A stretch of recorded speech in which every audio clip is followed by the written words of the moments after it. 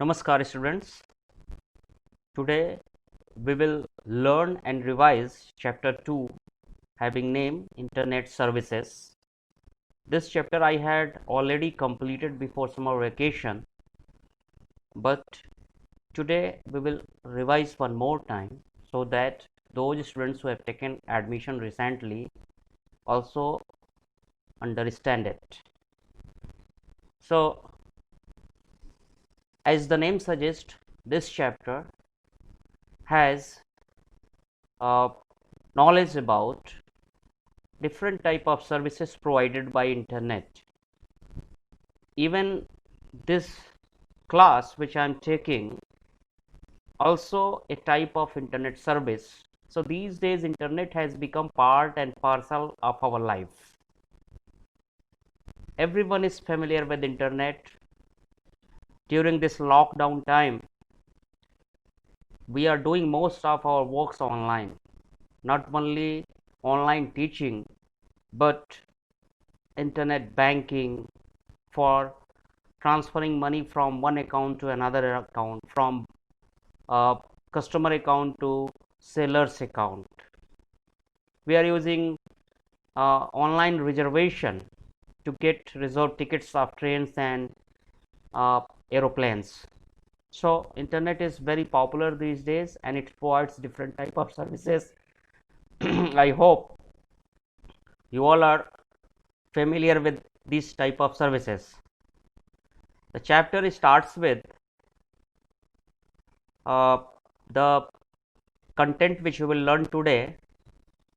In this chapter today I will revise information retrieval, means how to search information, how do search engines work, what is an email, disadvantages of email, CC and BCC fields in an email account, social media and video conferencing. So let's start the first topic, information retrieval.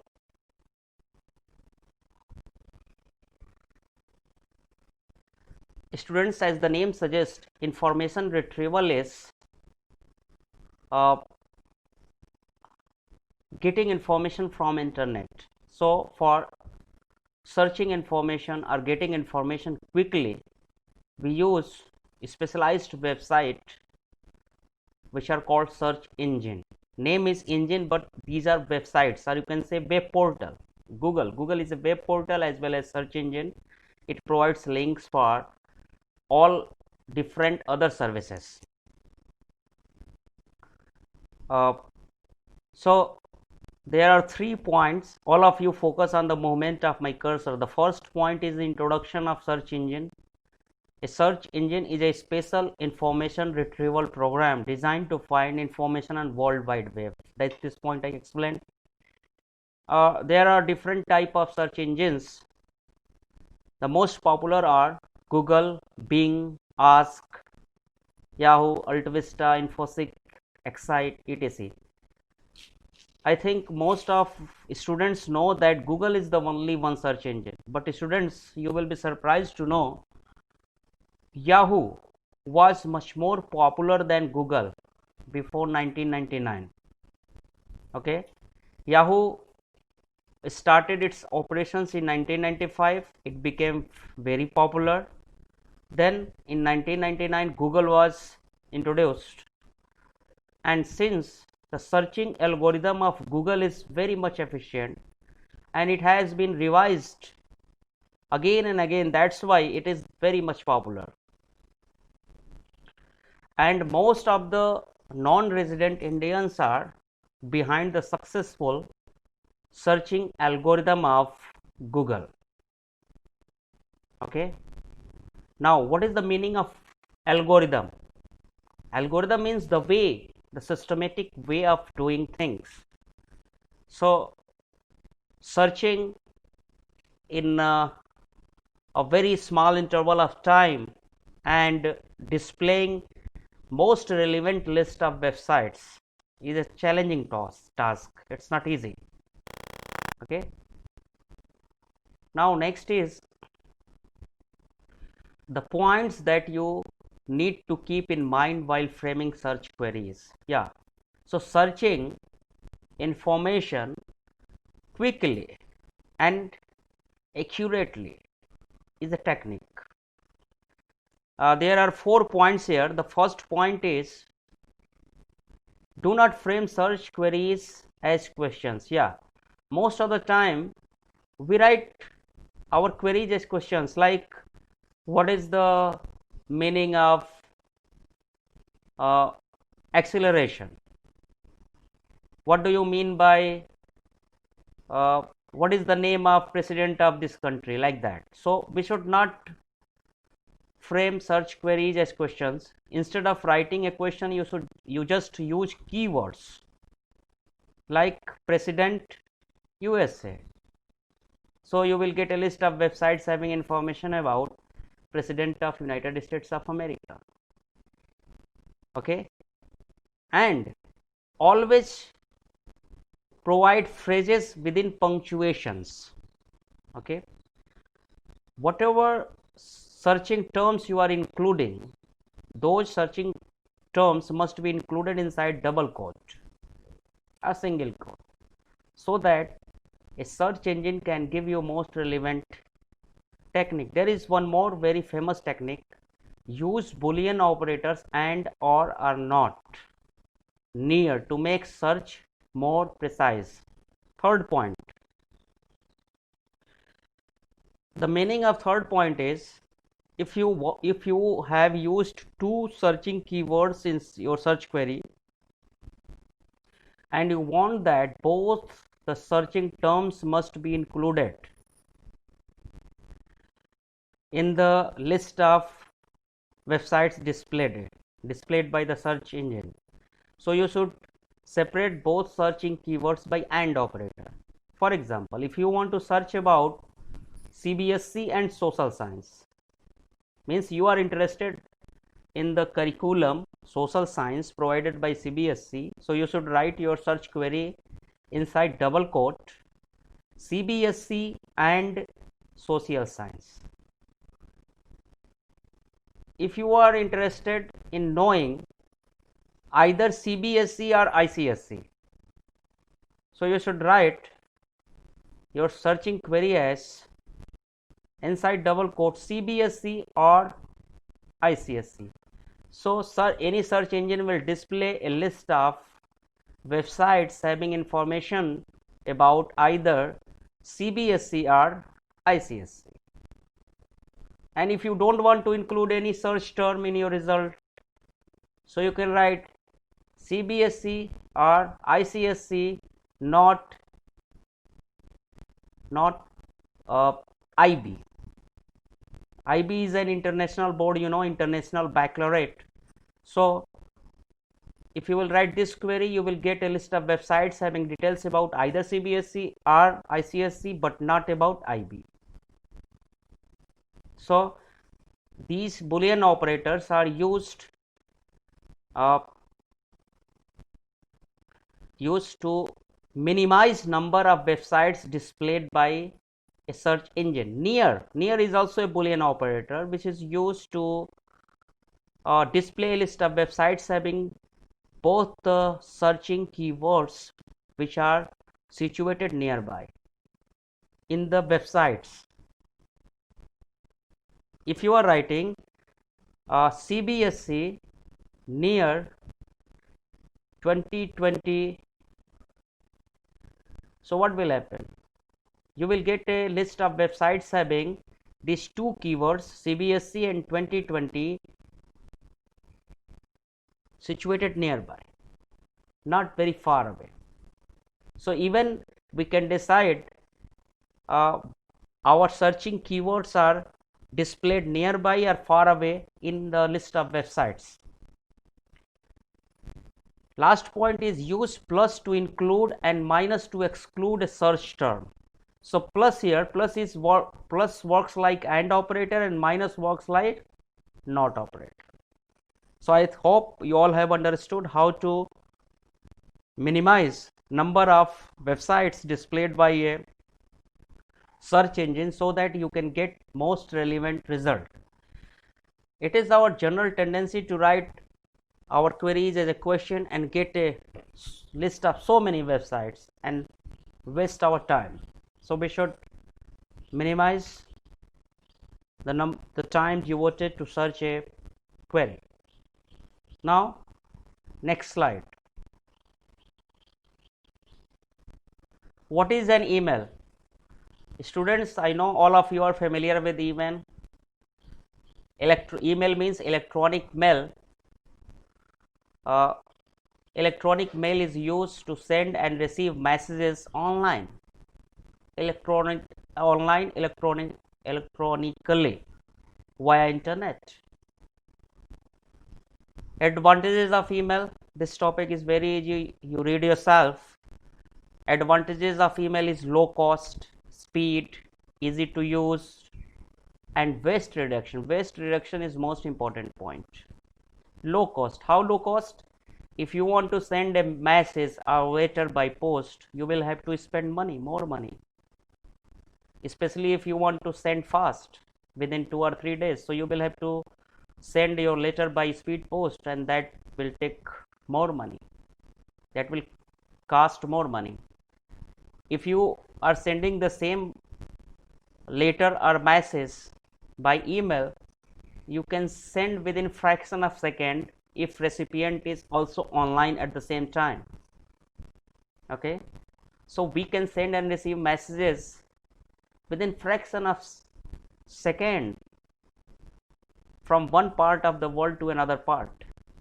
So speed is very fast, easy to use for those persons who are familiar with internet and know how to use email IT.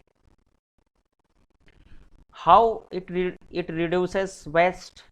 Students, if we send and receive messages by post office, so we will use paper will be wasted for writing letters, and in this way we will waste that will cause harm to environment. You know, paper is made from wood, trees.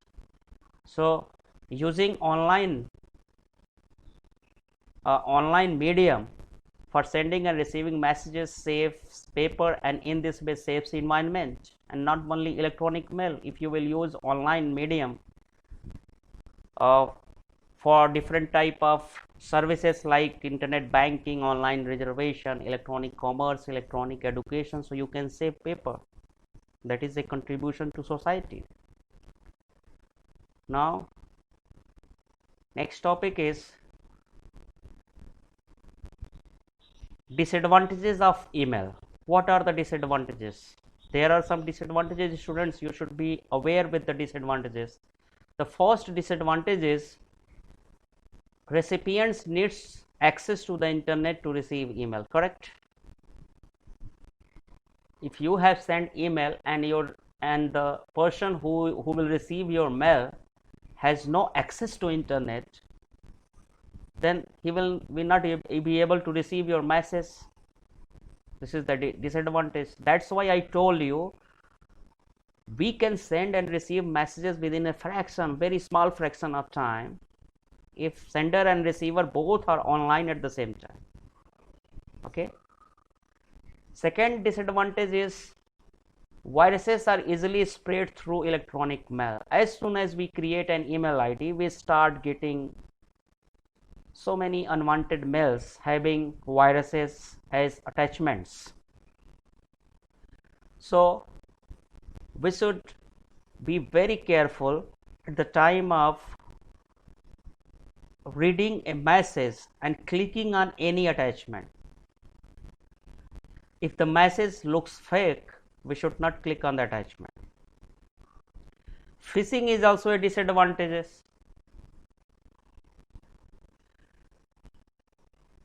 Students, here phishing is also a disadvantage, because phishing means tricking. Phishing means, you can say, manipulating a person using social engineering techniques. Manipulating means using a person for getting important information.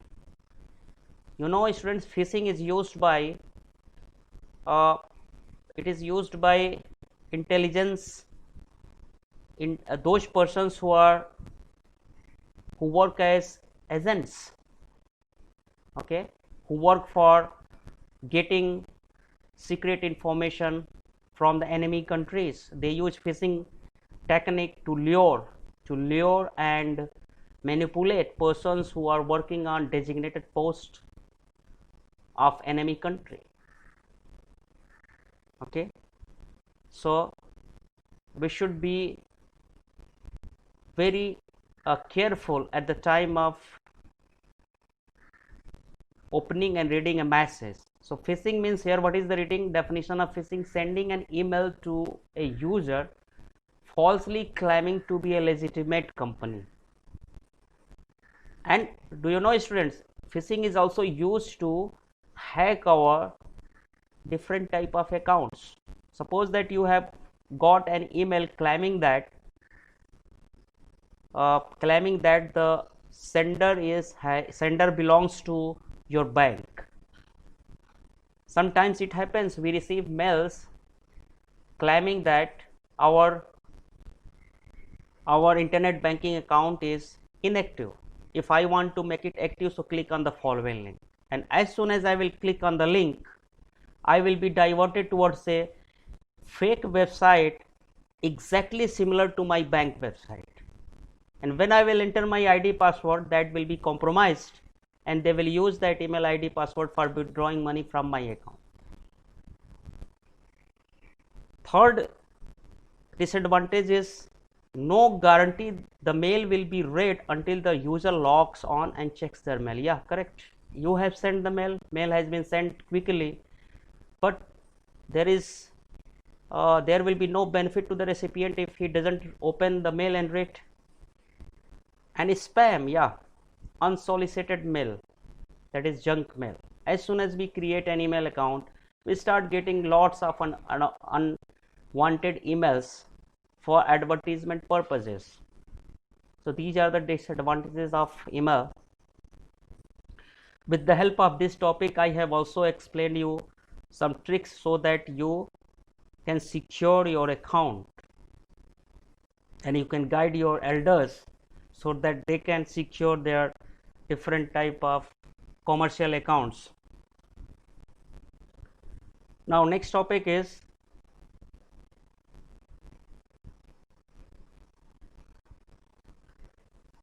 what is the difference between CC and BCC fields. Sorry, what is the difference between CC and BCC fields in an email account? I hope you all have been using email ID. School has already provided you an email ID which looks like your roll number @abpsnathdwara.org. So you have been logging in your email account, and you have been sending replies also. So students, these two fields, CCC and BCC, these two fields are used at the time of sending a mail. Sending mails are, you can say, at the time of writing an email. If you remember, at the time of writing an email, I can show you here. I can show you because I have opened my email account. At the time of writing an email, the first field which we use is called to field. In front of to field, we write the name of the email ID of the person who will receive your message. Okay. Apart from to field, there are, just after to field, there are two more fields. Here, see, students. Right now I am using Hotmail account. My email ID in Hotmail is misra.atul@hotmail.com. I have just clicked on the new message button to write a new email to a person. Okay, I am writing here my email. My email is atul.misra, means I am sending a message from my email account to another account. abps nath द्वारा .org. Sorry. So students, in front of two field I have written the email ID of the recipient. In front of two field there are two more fields, CC and BCC. If I will click on CC, carbon copy. Full form of CC is carbon copy. Here I can write email IDs of those persons who will receive a copy of the same mail sent to the atul.misra@abpsnathwara.org account, carbon copy, and all the CC recipients will come to know that this mail has been sent to them and other persons. Means all the CC email IDs, all the email IDs written in front of CC fields receive a copy of the message and their identity is disclosed, while all the recipients, all the BCC recipients, full form of BCC is blank carbon copy, means all the BCC recipients will receive a copy of the same message sent to the atul.misra@abpsnathwara.org, as well as their identity will not be disclosed. Means CC recipients receive a copy of the message and their identity is disclosed. Means atul.misra@abpsnathwara.org will come to know that same message has been sent to the CC recipients, while main recipient will not come to know about BCC recipients. I hope clear. And after BCC, subject field is there where we write the subject of the mail, and this is the main body area where we write. After that we click on the send button. If you want to attach some file, so you can click on the attach button. You can select file from browse this computer option. From if you want to attach a file from your hard disk, you will select here, and if you want to select the file from any cloud location like Google Drive or OneDrive, so you will select here. Now I'm coming on my topic. So I hope you all have understood CC and BCC. This is important question, what is the difference between CC and BCC. Now next slide is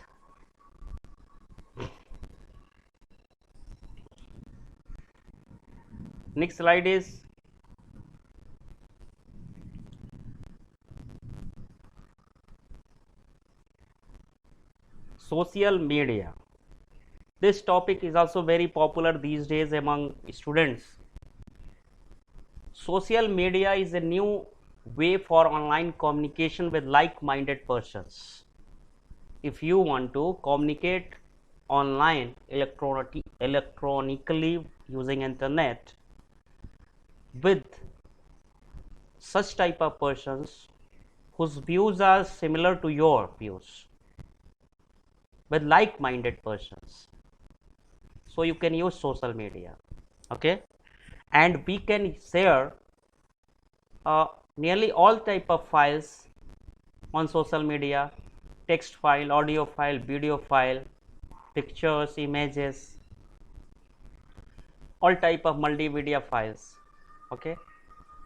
And there are some types of social media like social network.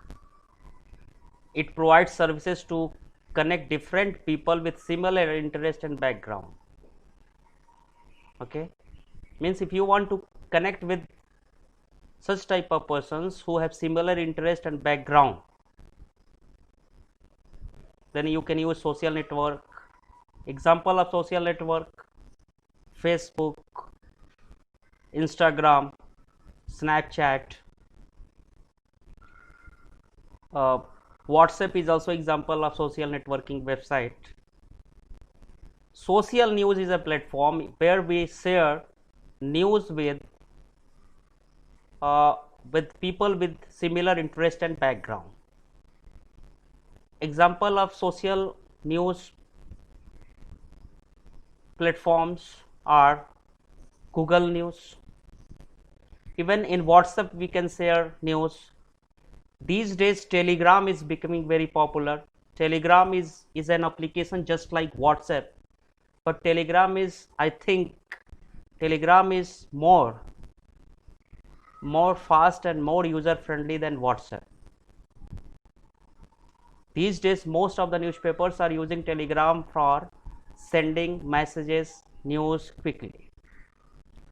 Media sharing platforms helps us to upload and share different audio, video and pictures.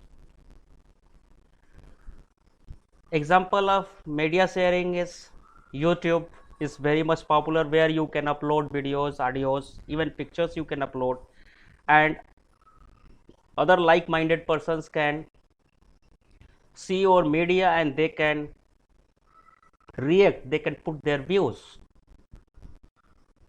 Okay, students, all these social media, social network, social news, media sharing, microblogging, all these platforms provide us option to respond.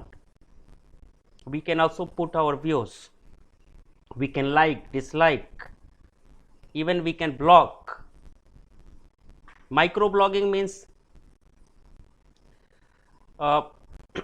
it enables users to make a discussion on different topics.